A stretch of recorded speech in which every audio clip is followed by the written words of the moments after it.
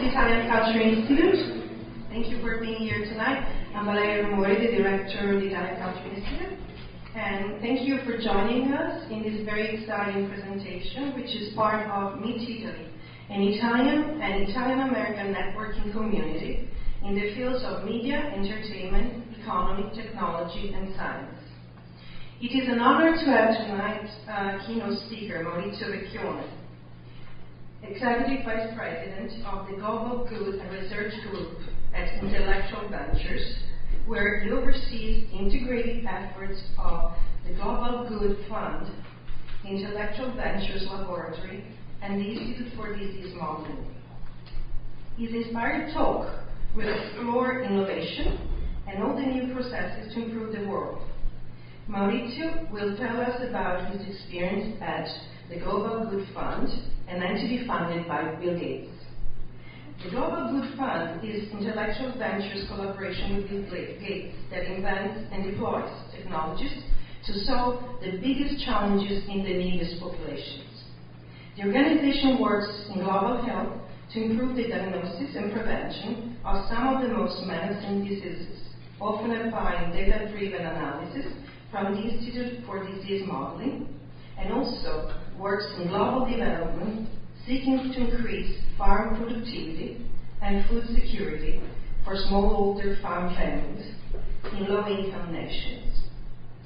I would like to sincerely thank and acknowledge the presence this evening of our valued collaborators and esteemed guests. Among them, I'd like to acknowledge the Honorable Consul General of Italy, Silvia Chiave. Thank you for being here with us. The President, who's not here but is on his way, we know, of the Italian Scientists and Scholars of North America Foundation, ISNA, and Professor of Medicine, Nephrology, and Hypertension at the USC School of Medicine, Dr. Vito Campese.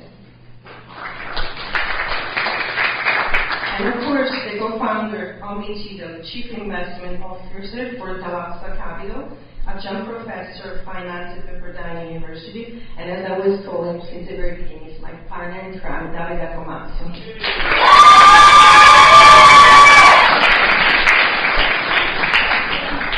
I would also like to acknowledge the members of Sistema Italia present here with us. Italy America Chamber of Commerce West President, Nicola Seraggiotto. Thank you for being here. As you may already know, Meet Italy, for those of you who have already been here last year for our other meetings, highlights contemporary Italy and the talent and know-how of top Italian executives in Los Angeles, and was created by Davide Comazzo and myself in partnership with the Silicon Valley Italian Executive Council. Tonight's event, in fact, is organized also by the Institute and Meet Italy in collaboration with the Silicon Valley Italian Executive Council and ISNAF as well. And I'd like to thank Jeff Capaccio once again, even tonight, who is the President and Chairman of SDX, for introducing me to Davide Comazzo and giving us this idea to have a fil rouge in California of the best of Italy from San Francisco to the Los Angeles area. And I would also like to thank tonight for the collaboration with Castelli and Veneto Hills. As a courtesy to others, now I'd like please to ask you to turn off or silence your cell phones for the duration of the presentation. Thank you.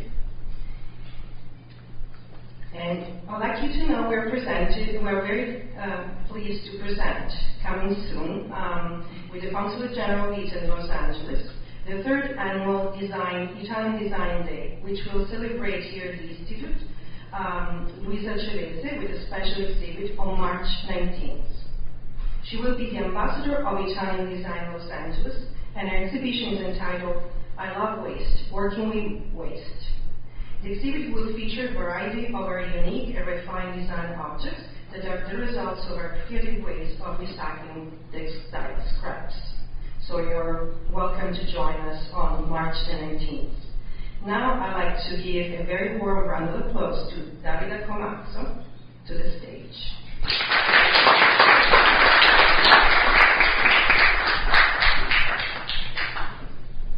Good evening, and thank you for being here. It's always great to be here in with the Meet Italy event. Normally I come with some prepared remarks, and tonight I decided to go freewheeling because I was pretty sure I wasn't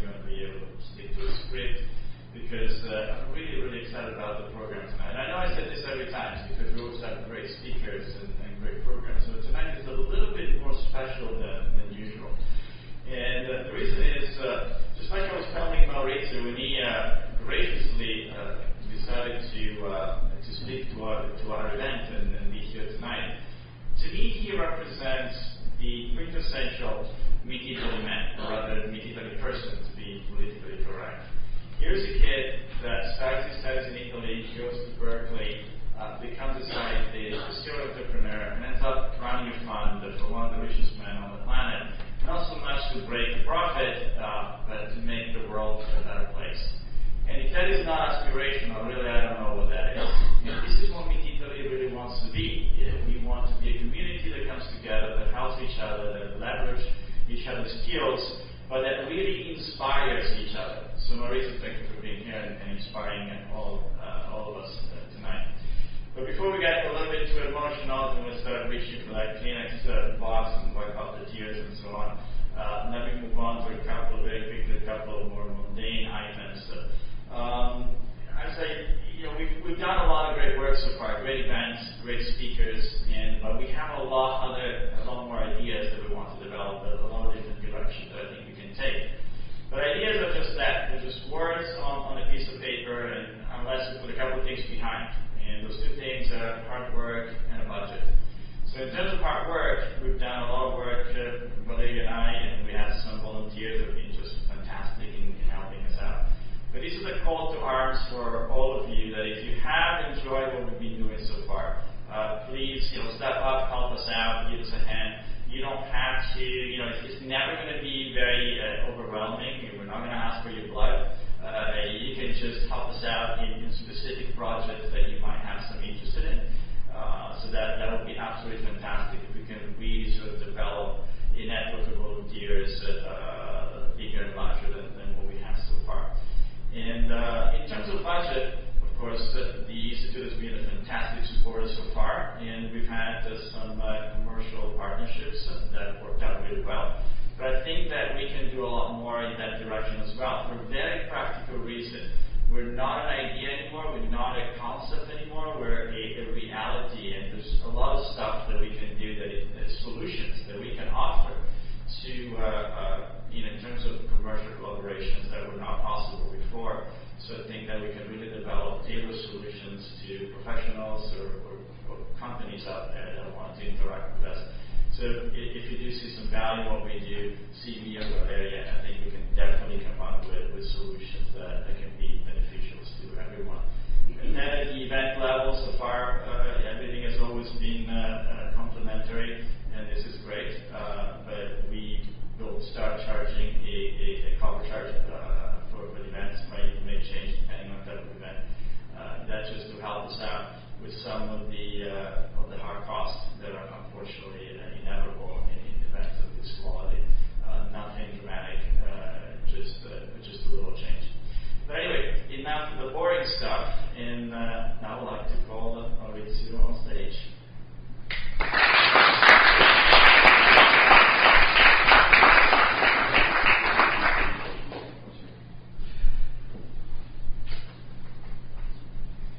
Well, good evening, everybody. I touched, the big picture of me up there is not how I think of myself. So one of the things I would like to try to do today is to really focus on having a discussion more than a presentation.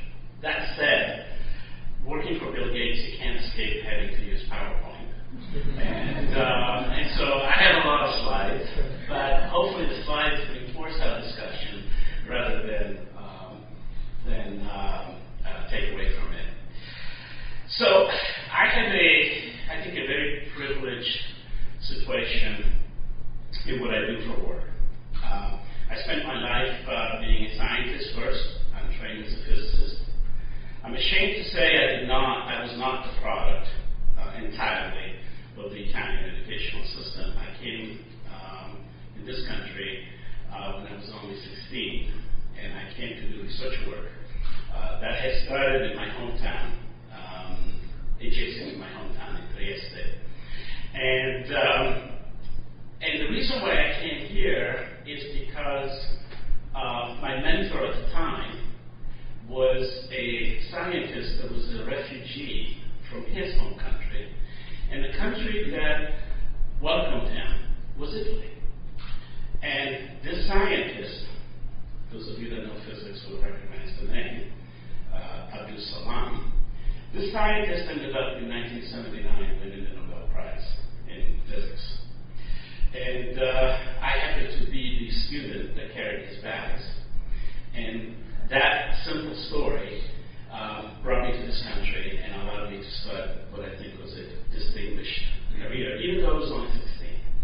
And so I did all my schooling in this country, and then I did all the things that academics and eventually researchers and then eventually entrepreneurs do in this country. And I ended up building companies. I built 18 companies. Some did better than others. And I was part of the startup of Silicon Valley in its first generation. I was employee number 5 or 6 in a number of very big companies today. And I was happily running my latest company, which, by the way, was based here in Los Angeles, and it was a spin-out in the biotech field out of Cedars-Sinai Medical Center, when I got a call. And the call was from Bill Gates, who, by the way, I did not know. Still to this day, I've never quite found out how he found me. But the call was to go up to Bill's house in Seattle. And he asked me a very simple question. He said, what do you do with your life? And I told him about my startups and all these kind of things. And he basically said, so basically the purpose of your life is to make money. And I kind of looked at it and I said, well, it'd be nice to make his kind of money. But I said, yeah, more or less. And said, how about if I put you in a situation where you will have an unlimited amount of money and you can use it to save the world? With science. And I said, well, unlimited sounds like a lot. Saving the world with science, okay, I can think about that. But ultimately, that's what I got to do in building and ultimately running the Global Good Fund. So to put some parameters around it, if Bill Gates was a country and you wanted to rank the countries by R&D, research and development investment, the number 1 in the world would be China, the number 2 would be the US, and the number 3 would be Bill Gates. So we spend on an annual basis on research and development more than the entire European community combined. Okay. So that gives you a sense of the level of investment that we're able to do. And it's almost amazing that it's done by the private sector and by an individual. So what I'm going to try to do today is give you a little bit of philosophy that is inspiring our work. Of course, we're doing it for charitable purposes through the funding of the Bill and Melinda Gates Charitable Trust, which is the world's largest charitable trust. And it is the same entity that funds the Gates Foundation, which you may have heard. Global Good is sort of the little cousin to the Gates Foundation. It's a little bit newer, so it's not as well known. And there are other entities that are part of that. You may have heard of the Breakthrough Energy Fund, which is today the world's largest investor in renewable energy, and a few other things like that. I'd like to talk about a concept that you'll see pervade our discussion of reverse innovation. And I want to start by asking you some questions. And this is a pretty cosmopolitan audience, so you might know the answers. But they're questions designed to flush out whether you share the same bias that most people in the West also share. And the question I have for you really is, are you sure you understand what's happening in the world at large from a macroeconomic and other critical trend? And let's ask a few questions to see that. So, show of hands. How many children will there be in the year 2100 around the world? Do you think A is the path that the world will follow, and so we'll end up with about 4 billion children? Do you think B, or do you think C? Let's start with A. Show of hands. Who thinks it's A? Okay, a few of you. What about B? Okay, I don't totally see, but it seems a little bit larger of a group. How about C? Okay. Well, you're good. And you know some of the loaded question. But actually, the number of children and the growth of population in general is leveling off and to some extent will be declining on a global basis. So this idea that if we take care of the world, we're going to create this exponential growth in population that is going to be unmanageable is actually not true. And as people get wealthier, they have less children and they plan better. A couple of other questions. By the way, for those of you that didn't get it right, there are many, many people that are in your same shoes. As a matter of fact, most people, when asked that question around the world, and you see data from Sweden, Norway, the US, and South Africa, most people would have guessed that we were in a quasi-exponential growth. No. What about vaccine coverage? I hope we don't descend into a debate about whether vaccines are good or bad. I will tell you that we are the world's largest buyers of vaccines, and we donate vaccines to 111 countries. We're also the creators of many of the vaccines, and we are the main financiers of organizations like Gavi, which is the Global Alliance for Vaccination and Immunization, which provides at the UN level, provides vaccines to all the countries that need it. So we believe in vaccines. So we think good coverage of vaccine is a good thing. But do you have any idea where we are on a global basis? Is it A, B, or C? Let's do it again. A. Okay, so you're saying about 20% coverage. B. Okay, and C? All right, so you're kind of evenly split. And the answer again is C. So think about it. That means that the world, that includes Africa and places you wouldn't necessarily think in terms of good vaccination coverage, the average is more or less better than Santa Monica. Okay? Okay. What about extreme poverty?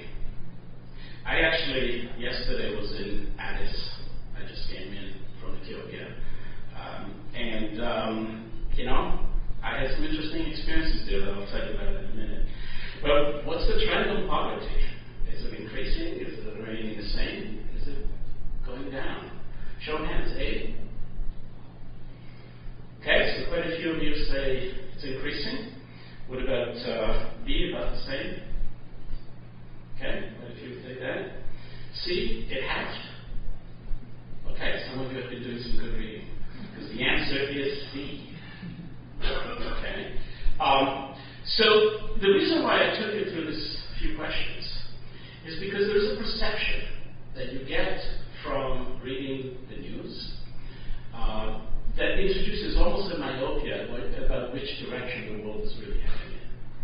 There's this perception that because of some horrible things that are happening, that everything is really going poorly for the world, that things are worse.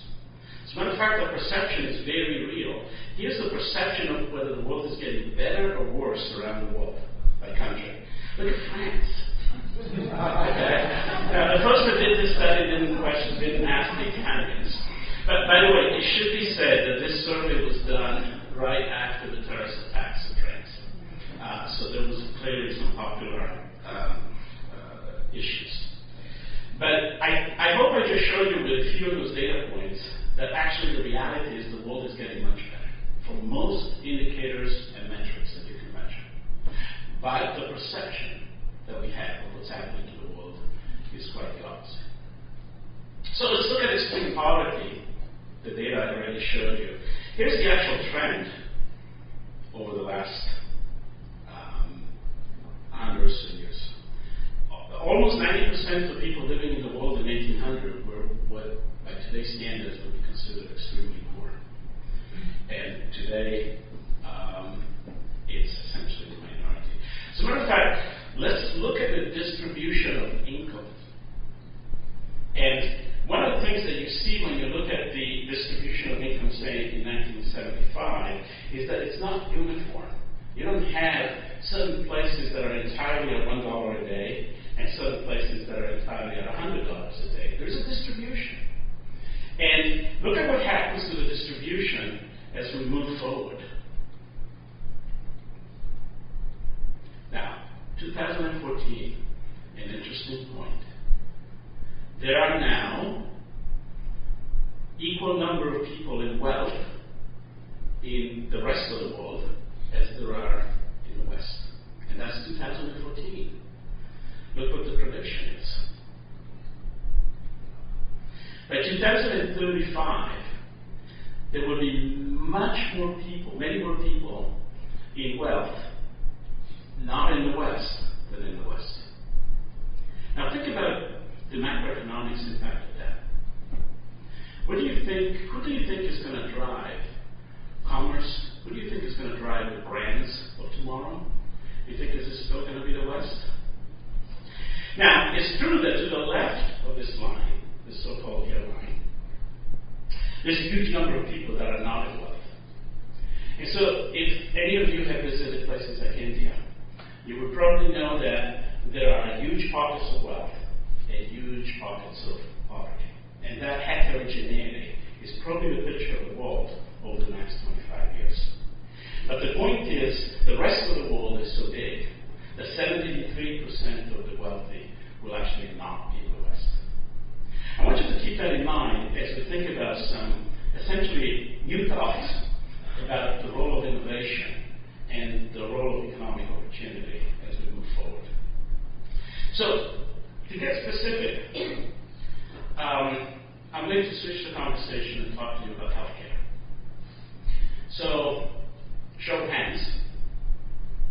What's killing most people on the planet? Let's start with cardiovascular disease. What do you think it is? Is it in the top 5? Is it in the number 1? We have a number of physicians here, so I think you would probably give me the answer that you probably learned in your textbooks. And actually, before you answer, this is data from one of my institutes. It's the Institute of Health Metrics and Evaluation at the University of Washington, which is the global repository of health data for the entire world. We provide data to virtually every Ministry of Health and virtually every multilateral organization like the WHO. And what you see here is color coding by disease class on a global basis. So the blue boxes are so-called non-communicable diseases. So the upper left box is cardiovascular disease, as an example. And the size of the box represents the number of people globally affected by that disease. And the red or orange boxes, those are communicable diseases. And the green boxes are injuries. So there will be anything from car accidents to emergency. So you can see according to this picture, almost 61% of the global burden of disease is non-communicable diseases. That would be the cancers, the diabetes, the cardiovascular disease, and all of the similar. And however, about 30% on a global basis is the communicable diseases. Those would be the malarias and the tuberculosis and the HIVs. That's about consistent with what I think most doctors in this room have experienced or have been taught. But wait a minute, let's look at this on an income scale. So, the picture for the richest billion people is this. So, even greater preponderance of non-communicable diseases. But look at the picture for the poorest billion people. Looks like this. And by the way, when you look at the continuum of income levels, you get that. So, look at level 1 and level 2. That represents 4 billion people out of the total today. And for them, the realities and the gaps and the global burden of disease is dominated by non-communicable diseases. Now, the richest, level 4 and level 3, they are solely dominated by the diseases you normally associate with medicine. So why is that an issue, or what does that mean? Well, let's ask a question. How much money is the world spending on medical research? And here's one particular statistic done by Luzan and Company. About $600 billion of research a year. You can ask the question, okay, how much of this is going for the diseases that are affecting the majority of the planet's population, but I happen to be living in those poverty areas? And the answer is that. And by the way, of the 3 billion in total R&D, only about 2.1 billion is in one class of disease alone, which is HIV/AIDS. And that's because we get it too. So we see this as a huge inequity. And really, this is not about trying to decide which disease is most important. But if you are going to believe those trends that we talked about, where you're going to have a world that is highly heterogeneous, and you want to make sure that the pockets of wealth and the pockets of poverty can coexist, you better have a healthcare system that can address, both from a research perspective and a delivery perspective, the entire continuum of disease. And you can't have this kind of R&D gap, because in a very simplistic way, all the money that is going into cancer research is not in the cure malaria. So this is what we are all about. And we are seeing ourselves as the equalizer to this trend. At the time when the rich world is investing on the medicine that matters to the rich world, and the poor world is left behind, we want to try to use the techniques and the tools of modern science to address that bottom of the pyramid. We also think that a form of reverse innovation may be in the works.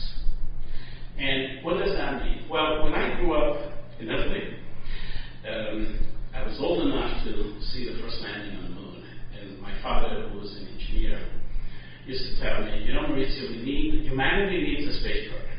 And it's not because we want to go to the moon, but it's because it's an excuse to drive a whole set of scientific innovation that are ultimately going to benefit humanity. But I'm not going to get into a debate whether the space program did that or not. But I see the needs of the bottom 3 billion people, maybe 4 billion people, depending on how you want to count, as setting requirements that are essentially transforming and have the ability to leapfrog healthcare as an example, but you can see this in other areas, in sort of new ways. And this is the vision that Bill really brought to the table. One of my institutions is our research laboratories. We operate as a fund. Obviously, we can finance research, but often the kind of research that we're talking about is difficult to do by simply giving academic grants. And so we have built our own research laboratories. I have about 7,000 PhDs that work in our laboratories. It looks like a national lab. And it is the closest thing to a national lab that Africa would have, except it's in Seattle. And it's in Seattle for all the obvious reasons. We're trying to attract the top minds. We're trying to attract all the methodologies and the sophistication of a first world research setting, but we're focusing on the problems that reverse innovation could help us address. Now, from a business model, we think that if we could focus research and development priority at scale, we could end up creating opportunities, economic opportunities, for the private sector in these countries.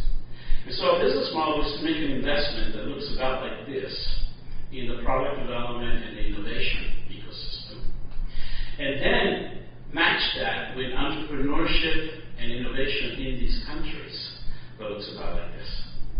And the result of that is what we hope to have as catalytic inventions. Products that change the way people work, behave, and catalyze the societal change for the better, using essentially innovation and technology as the background. And much of this is made possible by the fact that we are in the midst of a number, not just one, a number of scientific revolutions. Those of you that have been familiar with the latest trends in medicine, such as personalized medicine, or some of the continuing impact of the genomic revolution, will have probably heard of terms like CRISPR.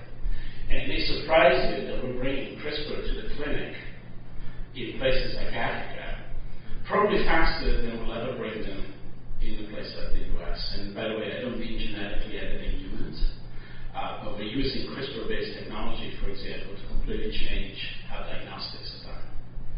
And so there's an example of sort of modern or ultra-modern, ultra-high-tech approaches that have the ability to completely change the landscape of healthcare in places that really need that change, need that transformation. And a perfect example of this sort of reverse simulation would be this. It's an iPhone, if you haven't seen it, if you can't see it.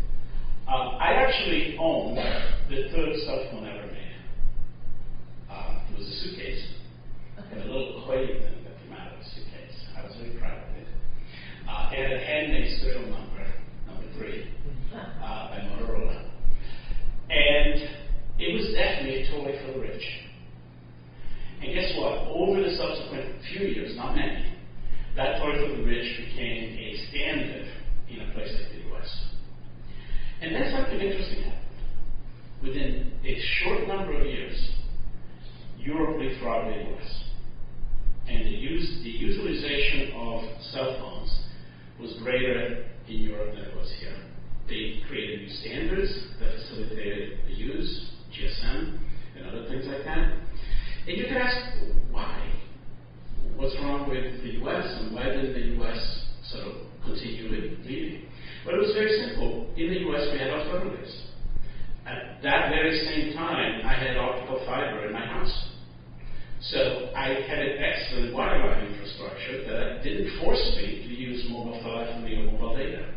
In Europe, many operators made the decision that rather than to invest in upgrading the wireline infrastructure, they would invest in upgrading the wireless infrastructure. And they leapfrogged. Well, fast forward to today. I have to ask you, which country has the highest utilization of mobile telephones in the world? Which country would you say? India, China. What about Kenya? Would you be surprised if I told you Kenya's it? And which country has the highest utilization of advanced services on cell phones, like mobile payment systems? Kenya again. As a matter of fact, outside of Nairobi, there is something called Silicon Savannah, which is an ecosystem around the mobile payment services that is so sophisticated, and it has Kenyan-based companies of global scale now. A company called M-Pesa, for example, is the market leader in mobile payment systems. And guess what? M-Pesa is now in Silicon Valley teaching Apple how to make mobile payment systems. This is an example of a reverse innovation play, where something, and why did Kenya, by the way, do this? And by the way, a number of the other African countries are following closely. Because they had no banking system. And they had certainly no wireline system to compete. And they were the latest one to implement mobile systems, and they put the latest technology in. So that's an example of the kind of economic opportunity, the kind of leapfrogging technologies that you can do if you make the investment in the settings that have the requirement. So we like to call these things convergent technologies. The example of the cellular phones is not one technology that made it possible. It's a combination of technology, including a whole evolution in software and in data that made that possible. And we're seeing in these scientific revolutions a number of these sort of convergences around what are essentially new technologies. One of them is artificial intelligence.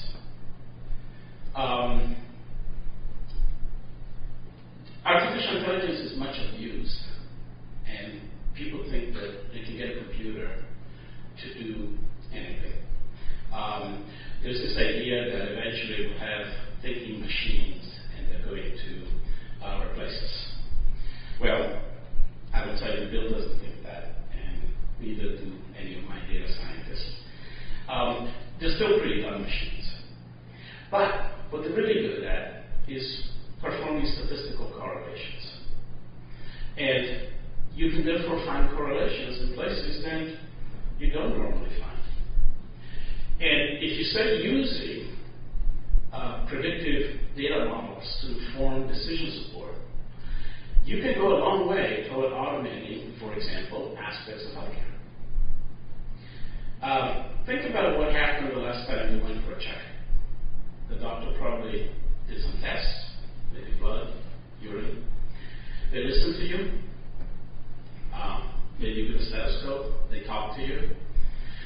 together all those sort of data points into an assessment. And to the extent that you had some symptoms that were presenting, they probably had a clinical algorithm that they used to make further decisions. Well, being able to look at those kind of symptoms and put them in a context, put them in an epidemiological context and other type of context automatically is actually here today.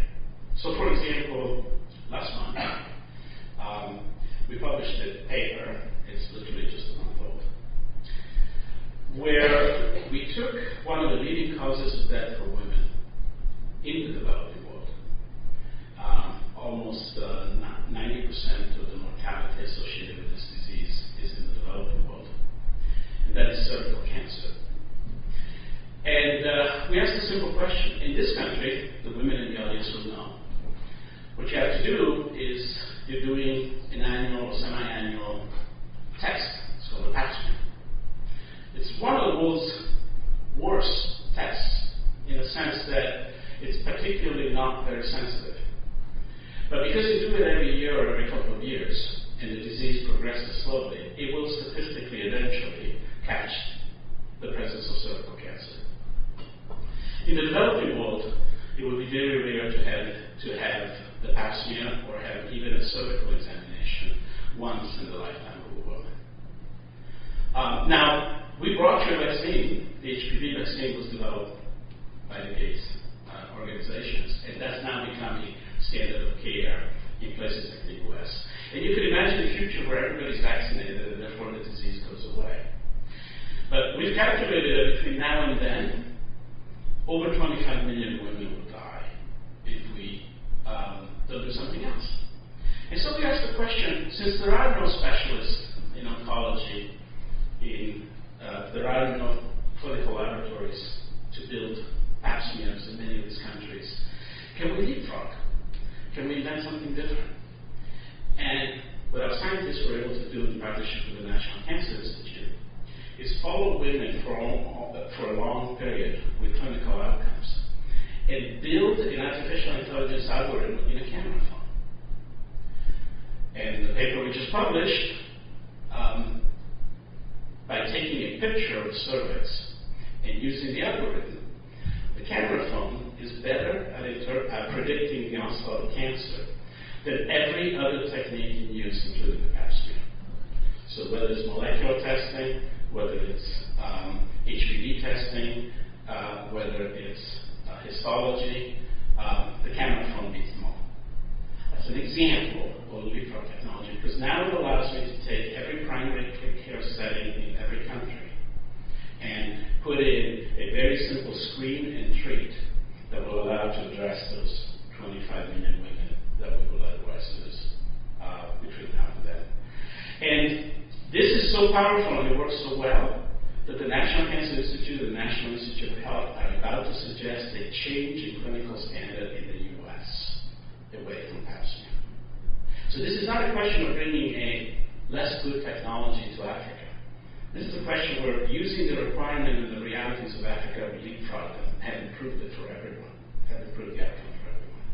And actually, in May, at the World Health Assembly, by the WHO, the world will be adopting the use of this new technology for cervical cancer screen and treat in a call to action that the WHO will be pushing to every country in the world. So that's an example of what I mean for the opportunity to do catalytic and transformative work in this area. And a lot of it relates on data. So we made a huge investment in essentially collecting the healthcare data and other sort of healthcare outcomes from around the world. And we're today sitting on the largest data warehouse of clinical data in the world, spanning every country, and more importantly, looking at countries on a subnational level. And this allows us to use artificial intelligence and other models to do something like you're seeing here. This is Madagascar. And you're looking at the prediction of what's going to happen to malaria prevalence at individual districts in Madagascar through these data analytics based on a particular intervention. So if we had a widget that we insert in Madagascar in a particular way, in a particular particular place, we can actually predict and optimize that intervention before we ever do it using this kind of models. Other examples, the world doesn't know who the people are. There are almost 1.5 billion people that have no form of identification. Where I just was in the Afar region of Ethiopia, they're nomadic populations. They don't have an address. If they have a name, the name has to do with the genealogy of the family. So how can you deliver services if you don't know who the people are? How do you keep medical records associated with them if you don't know who they are? And obviously biometrics is a great invention, and you could use biometrics to associate electronic medical records. But no one has ever asked the question of what biometrics work for babies. And it turns out fingerprints and irises don't work for babies. It's really only until after age 2, maybe even 3, that those biomarkers become identifiable. So we invested time building the first global biometric system so that a baby at birth can be registered. And then beyond that, all the medical records, vaccinations, and other things can be registered. We talked about vaccines earlier. We spend roughly $1 billion a year buying vaccines for our partner countries. About 20% of that is thrown away. And it's because these countries can't keep the vaccines at the right temperature. They don't have electricity available in the clinics at the point of care. So an example of the technology that we invented was something that we borrowed from the space program. And it's essentially a super thermos that can keep vaccines, even in the African sun, at the right temperature for something like a year without the use of electricity. And the entire sort of vaccination gap, you can see some clinics, these happen to be in Senegal. This is pretty much the only piece of technology they have, that and the vaccine. But this is the first time that these communities are receiving vaccines. And right there is prevention for some of the most difficult diseases. This is my favorite picture. We actually just took that when we were with the UNICEF vaccination campaign in Afar, just near the border of Sudan. And you can see sort of this convergence of high-tech and low-tech. Think about the diagnostic landscape. What if you could skip the clinical laboratory? What if your physician at point of care could do a finger stick like a pregnancy test for basically every disease? Technology today allows us to get very close to that scenario, and to do it at extremely high sensitivity. I showed you the example of cervical cancer, but whether you're talking about TB or malaria or HIV or cancer predictors, there's a whole science around biomarker discovery and the ability to do biochemistry directly on something like a finger strip. And the cost of one of these things is 15 cents to do an assay that if you were doing it in this country, you'd probably be spending thousands of dollars. So these are examples of the future of healthcare that are being driven by the requirements in our resources that, in my opinion, are going to come back here and are going to revolutionize our healthcare as well. I'll finish with one last example because I know we have at least one individual chasing cancer in the lungs. The idea that you could take a simple device like an ultrasound machine, put artificial intelligence on it, and have it diagnose disease better than the best radiologist or specialist is something that our pulmonary work has already accomplished. This is an automatic ultrasound device. It's going to the FDA as the first diagnostic system that is a learning system that the FDA will approve. Well, we hope they'll approve it, but so far so good. And it allows a nurse to make correct diagnosis of things like pneumonia, which is the leading cause of death in children, entirely automatically. And then measure host responses so that as diseases like TB are treated, you can tell if you've got resistance emerging and other factors that are affecting the disease. So these are a talked to you a lot about medicine. Let's switch subject. Let's talk about food. One of the big diseases is not a disease at all. It's malnutrition. And remember we talked about the trends away from poverty. Well, we have a thesis that one of the key engines to move populations out of poverty, extreme poverty, is actually agriculture. And if you look at the percent of the economy, say in the US, as you follow the decline in poverty, if you look at how much of the economy was in agriculture versus today's mostly industrial and service economy, well, the engine to move that poverty from the 1800s to today was really more and more effective agriculture. And the world's agriculture is in the hands of smallholder farmers. So these are folks that own a small plot of land, may farm it primarily to eat the food themselves. And here's an interesting idea. You see this young lady. If I told you agricultural in places like Africa is smallholder, are you picturing a guy or are you picturing a woman tilling the land? And the answer is it's overwhelmingly women. So when you're talking about improving the productivity of a smallholder farmer in places like Africa, you're also talking about economic empowerment of women. You're also talking about helping women and their families move out of poverty. You're also talking about improving their nutrition and food security. And so the same trends that I talked to you before around decision support, reverse innovation, also apply to this field. The average plot of land in Africa, in sub-Saharan Africa, is 11 times less productive than the average plot of land in the US. And it's not just genetically modified crops and all those other things. As a matter of fact, those very advanced technologies that we use in this country or in Europe are only representing about 10% of the yield improvement.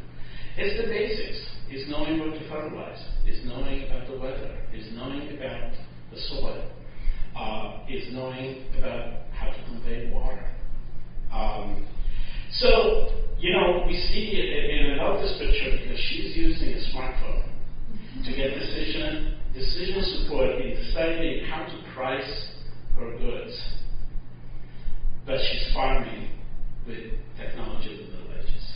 And this represents the sort of paradox that we're finding in many of these countries. So if we can improve soil management, cross-seasonal production, water access, then we end up having a revolution in the engine for economic empowerment. So I wanted to tease you today with all these ideas.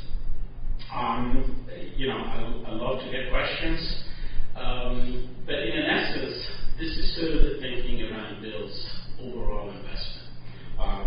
For those of you that don't know this, Bill has made a decision to have his entire fortune be given away by 20 years after his death. So he does not want the money to just create a dynasty and a trust that will forever sit there. So he's really looking at investing in reverse innovation the way venture capitalists will invest in the next big thing. He is investing in multiple areas with the hope that one or two of these will actually pan out and drive this sort of reverse innovation revolution in the bottom of the pyramid. Thank you very much.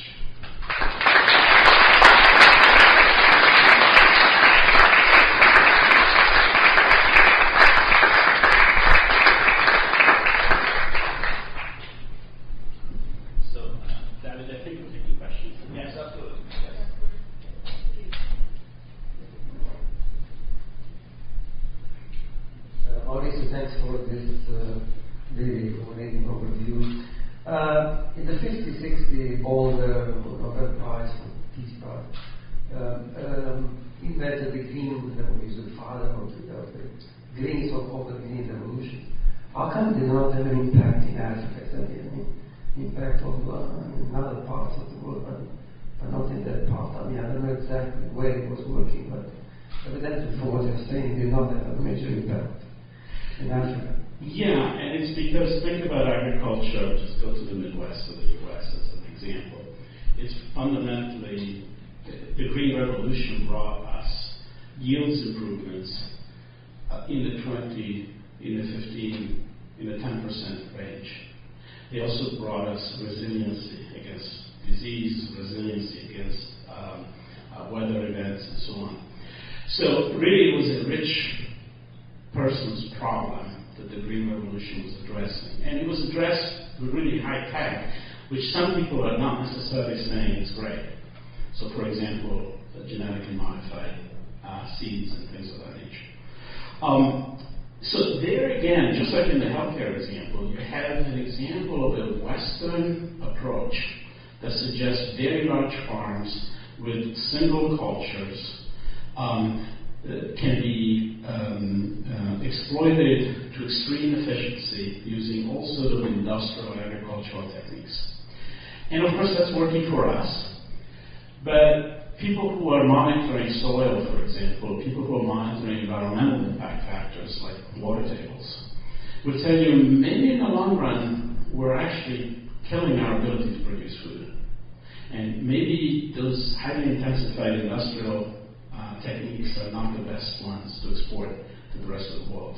Now, if you go to Africa, there is a lot of industrial agriculture by mostly Western companies that are bringing the same methods over there. You certainly have seen that in Latin America. And they tend to be exploitative as opposed to really driving the local culture, the local land tenure rights, and the local efforts. So really our suggestion is, can we give some pieces of the Green Revolution, the ones that are, let's call them more acceptable culturally and environmentally, so that we can go and do the 80% of the yield improvement that we frankly went through from the 1800s to the 1950s. And if you did that, Africa would become the largest producer of food in the world and would be a net exporter. So if you just did the basics of managing water, seed, the reality is most of these smallholder farmers are relying on rain. At a time when climate changing is changing a lot of priorities, they don't fertilize their soil. Ask any farmer to produce any significant yield of anything without knowing anything about seeds, water, having access to water, and no fertilizer. You know, I am not an agricultural expert, but I know what happens to my plants if I forget to water them. So I think we don't need to get to the sophistication of the Green Revolution to do probably 80% of the lift in many parts of the world. And water, I can't begin to tell you what an issue is. Most of these farmers are hand-carrying water in buckets. Okay? It's not that there's no water. The water is often a couple hundred meters from where they're farming, but they can't get it to where they are. And so the idea of having mechanized irrigation so that you're not dependent on today's rain is already revolutionary in the settings. If I may follow up to that, I don't want to say that. One of the drawback of the Green Revolution, and you were referring to it, is use of agrochemicals. You have modified seeds, genetically modified seeds, that's one aspect. But the agrochemicals have been another major aspect. And as you know, now there are parts of the world where largely agrochemicals are being used. Central America, Sub-Saharan Africa, Sri Lanka, some parts of Taiwan. But there's an epidemic of kidney disease. I won't talk about other cardiovascular diseases. I know that's a subject that you know. That's my subject. So, yeah. And so, what I'm saying is, we need to be careful in this transformation, not to repeat the errors of the mistakes of the past, because there is something to be paid in doing these transformations that is not very good for society. I completely agree, and I think some of those issues are also aggravated by climate change, which does exist. And so, wanting to look at, that's why I like to think about this notion that we get a second chance to do all this in the developing world. And hopefully we can use the good things about science to inform the right decisions. We can also use the cultural realities and other traditional practices to try to avoid some of the mistakes. And I think there are lots of signs where some of that is working. That's not to say that there are there's a huge potential for abuse and exploitative practices. The mining industry, some of these regions that have very strong natural wealth in terms of mining have, for example, experienced environmental degradation that comes from those exploitative approaches. So this is really a question where perhaps science can play a role, where we're looking at what we now know are not the best outcomes. And we can help inform these countries as well as the multilateral landscape at the UN level as the SDGs, the Sustainable Development Goals, are executed to make sure we choose the right path. And in some cases we might not know what the right path is, and so, but at least we know to create the right surveillance for these topics. Your presentation is so inspirational and educational that I have two questions. The first is it's more curiosity, and I was wondering if blockchain technology has any, the big question, is it useful or not? I'm thinking supply chain, I'm thinking identity. If in your experience in the whole project it had any impact or support.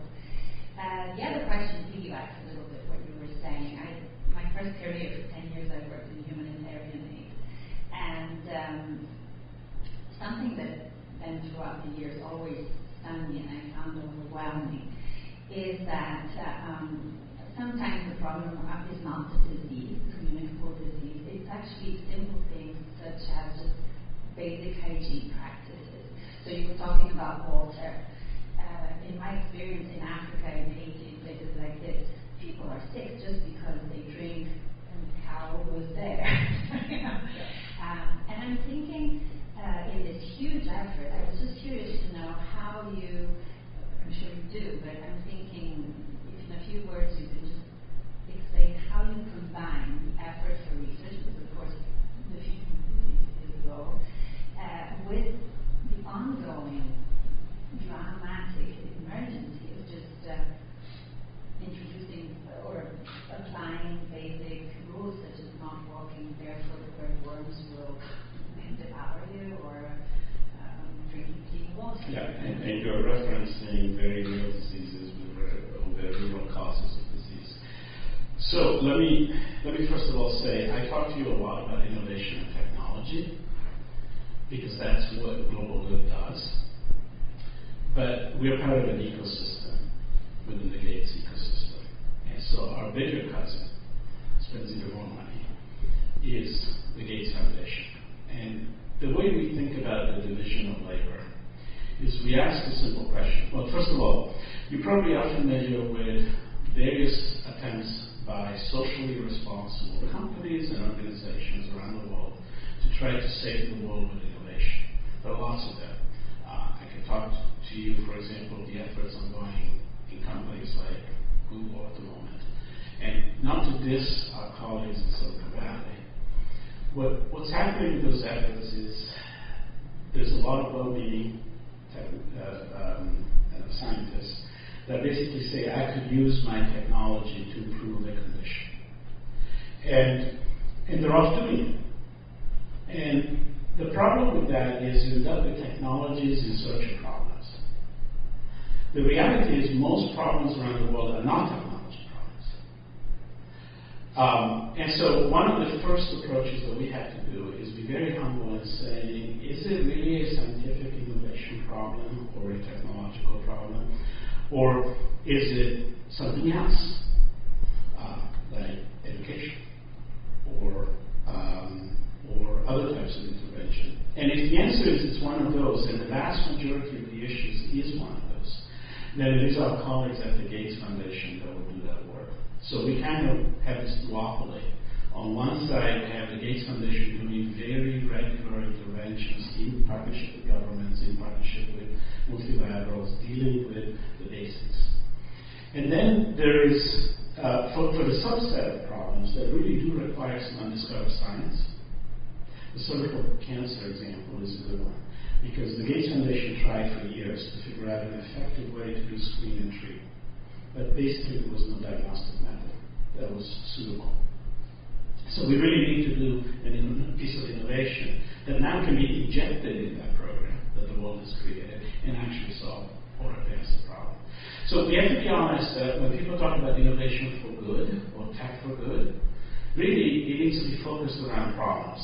And it needs to be focused around problems that truly need that, as opposed to other interventions which span the gamut. And I would say we say no to proposals about 90% of the time because of edge. The predictive modeling that I showed you, that helps us a lot, because I could actually inject a possible new technology into a real country, with a real population, and a real burden of disease, and actually do predictive models on what will the intervention result in. And most of the time, the technology doesn't actually catalyze any change. So we try to find those catalytic technologies that actually catalyze a solution. And those are also the things that scale up. So one of the call to actions I would have for those of you that are looking at both private sector and want to take advantage of this sort of macroeconomic trend that I was painting around an optimistic future in the bottom 3 or 4 billion. You have to concentrate on things that truly solve the problem as opposed to create a solution and then go find a problem that it will fit. And it's a difficult thing to do for those of us that are scientists, because we want to immediately start engineering a solution and we don't necessarily understand the problem. Thank you for your presentation, very interesting. I have a question that you partially just answered. And the question is, what do you think is the proportion of this innovation that eventually is self-sustainable? Yeah. I mean, you spoke about there's a huge philanthropic effort made by one individual, basically, that is translated in worldwide policies to run the world better place. And in some cases, like the new instrument, diagnostic instrument for cervical cancer, it will be translated in world policy by the WHO. How is it? How many of these innovation is translated? And I'm referring particularly to the relation you have with the African governments. How much are they willing to invest for So it's a very loaded question with a lot of very good sort of underlying components. So obviously, when you're talking about partnering with governments in these parts of the world, you have the gamut of very enlightened, progressive, democratically elected governments, all the way to the worst possible corrupt governments, and there's a gamut. So historically, the track record of technology and innovation somehow scaling up in these parts of the world is very bad. And it tends to be one of two things. It's either imposed by governments, which has its own challenges, imposed on the people, or it's donor-driven. Donors may be countries, it may be individuals. You talked about the one individual that I work with, but actually Bill had a concept to partially address this called the Giving Pledge. And it came from the fact that if you take the top 10 people on the Forbes list, they own enough wealth equivalent to 50% of the planet. Okay, so when you look at that rate in equity, whether they deserve to own the wealth or not, I'll stay out of that debate. But when you look at that inequity, Bill basically said these are the people that should commit to a philanthropic, at-scale philanthropic giving. And the Giving Pledge commits each one of those individuals to giving up 50% of their wealth for humanitarian causes. I'm happy to tell you that we're down to the 150th people on the Forbes list.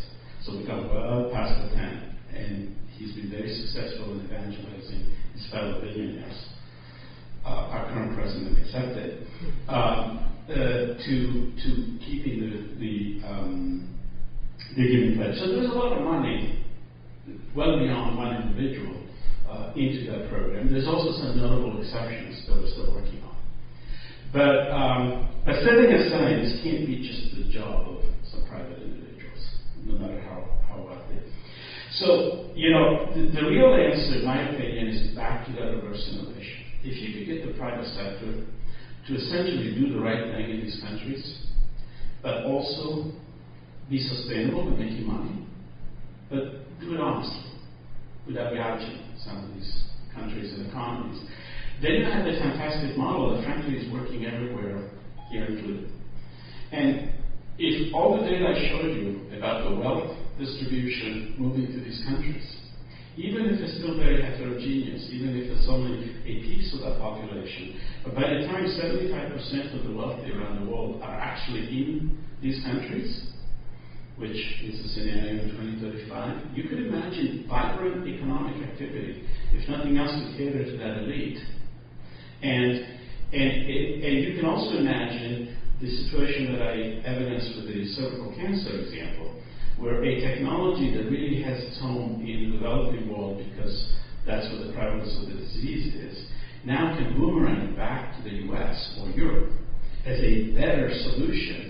And a company that is partnering with me to bring it into the DRC or Ethiopia can also bring it here and frankly be sustainable by doing that. So we're really hoping that from a technology scale-up perspective, what ends up scaling things up is this notion of reverse innovation, where you're really not developing technology for the bottom 4 billion. You may use the requirements of the bottom 4 billion, but at the end you're just advancing medicine for everyone.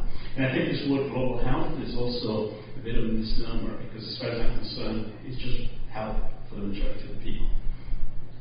So I don't know if I answered the question, but that's at least our hope. And of course, we're young. We've only been doing this for about 6 years. So a lot of this is theory, and we're just now getting to actually do it.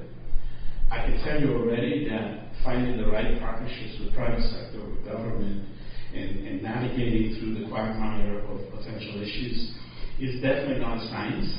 It's a work of art. Every one of these cases seems to be unique.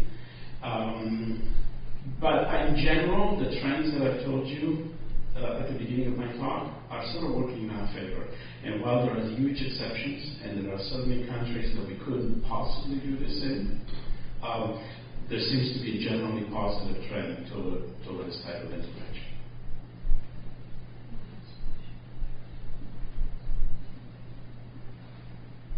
It's not the first row that gets a monopoly for the questions. I was just wondering where the centers of education are for this way of thinking.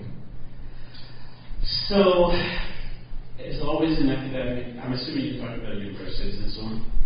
So I told you in our laboratory we work or have a fellowship program that involves about 7,000 scientists. What I didn't tell you is about 50% of them are outside of our own employment or laboratories, and they're actually a good portion of those are in the developing world. So when you look at capacity building and scientific and innovation in many of these countries, there's a huge push by these countries to try to build that capacity. Many of these scientists and doctors and others are trained in excellent locations. I'll do a shout out for Italy, for example. At the time when Italy sits at the crossroads of both the migration challenges and really it's sort of a platform that is very, very close to the realities in Africa. And you have an economy that has world-class companies involved in the areas like nutrition and food tech. We're finding academic institutions in Italy and companies excellent partners, because they're basically seeing these as the next billion customers. They're seeing this as an opportunity to drive innovation from Europe into these countries, but grounded in these countries' problems, and then leverage local capacity and local infrastructure and build that. You could argue countries that have enough of their internal market demands are not nearly as in tune with that. I struggle sometimes to have companies that act as good partners in the U.S. To go and do this type of work. I don't struggle in China. We actually have a partnership with the Chinese government, where the Chinese government matches our investment dollar for dollar. And there is a whole set of incentives for Chinese companies to go do this work. Now, I have no delusion that China is not doing this from geopolitical perspectives and their own self-interest. And if any of you have traveled to Africa and you've gone to a capital city and you see that it looks like Beijing in terms of construction and everything else, it's all part of that grand design. But the point is, there are some cultures, some countries, and some companies that really do see this not just as social responsibility, but see it as good business on a macro picture, on a 10-year business plan or a 20-year business plan. And there's some that don't. And we often have to select the ones that are good partners. So you also have to be careful. Some companies have exploitative designs. And obviously those are of concern too. And corruption is a huge issue throughout this landscape. So those are also factors.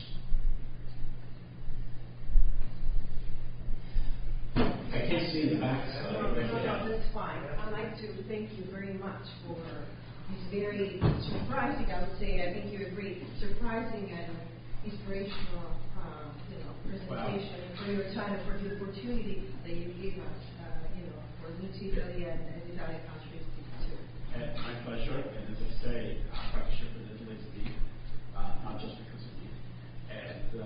You're also the liaison, let's say. There's some world-class work being done, both academically and otherwise, in Italy. In Europe in general, some of our strongest partner countries are Germany and Norway and Italy.